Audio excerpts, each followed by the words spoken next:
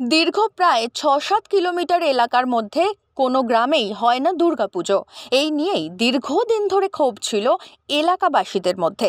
বাড়ির মেয়েরা অঞ্জলি দেওয়ার জন্য দীর্ঘ ৮ কিলোমিটার পথ পাড়ি দিয়ে যেতে হতো দূরের কোনো পূজা মণ্ডপে। কখনো আবার এত দূর যাওয়া আসা হয়তো সবার পক্ষে সম্ভব হতো না।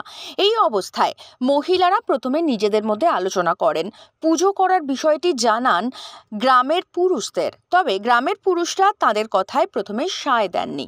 তবে পিছিয়ে পড়েননি মেয়েরাও। নিজেদের প্রচেষ্টায় ১৩ জনের একটি কমিটি করেন, গ্রামে গ্রামে গিয়ে চাঁদা আদায় করেন, শুরু করেন দুর্গাপুজো। ২০২৪ সালে তাদের পুজো তৃতীয় বর্ষে পদার্পণ করলো। এবারের তাদের বাজেট ৪ লক্ষ টাকা। লক্ষ্মীর ভাণ্ডারে জমানো পুঁজি থেকেই চাঁদা দিয়ে এবং পার্শ্ববর্তী গ্রামের মানুষের সহযোগিতায় ধুমধাম করে পালন করা হচ্ছে পুজো। অন্যান্য পূজা কমিটির মতো এই মহিলা পরিচালিত পুজো রাজ্য সরকারের দেওয়া সাহায্যও পায় না। তাই সরকারের কাছে তারা আবেদনও করেন পরবর্তীকালে এই সাহায্য পেলে আরও ভালোভাবে পুজো করতে পারবেন। পুষ্পাঞ্জলির অভাব ছিল বলে আমরা এই স্বশাসক দলের এই পুজোটা উৎসবটা আরম্ভ করা হয়। তো কত টাকা আপনাদের খরচ রয়েছে পুজোতে?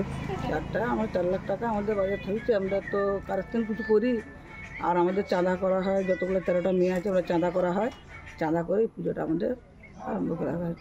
সরকারি সাহায্য পেয়েছেন? না, আমরা সরকারি সাহায্য পাইনি। জেনে বলতে চাইছি যে দিদি যদি সাহায্য যদি করেন, আমরা চাইছি যে আমরা একটু বড় করে পুজোটা আর একটু করবো। আমরা সরকারি সাহায্য পাইনি। দিদির কাছে একটাই অনুরোধ, যেন সাহায্যটা আমরা তাড়াতাড়ি পেয়ে যাই, আর একটু বড় করে করার জন্য চেষ্টা করছি আমরা। ওঙ্কার নিউজ।